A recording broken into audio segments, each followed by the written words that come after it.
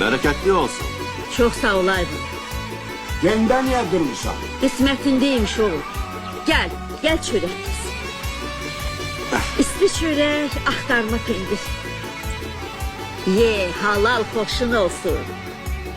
Götür Ayvan'a. Niye yemirsin? Yok. Ben bu evde duz çörek kesebilmem. Ne deyir bu? İşi başlaya danışsın ha. Hele bu ocakta haram tüke pişmeyip. Benim çöreğim de duzum da halal duz çörek ya bala. Ben gelmişim bu ata parmağa. Eğer bu evde duz çörek kessem, aparabilmem ama gözümü tutar. Ne deyir bu? Ay başıma xeyran. Bu bizim rahmetli Ali kişinin oğlu değil. Nəbidir de. Ne diyorsun, kesin çöreğini? Kesay bala. Sana benim canım da, evim de, atım da, kurban da aynen. Ay senin qadan qalım.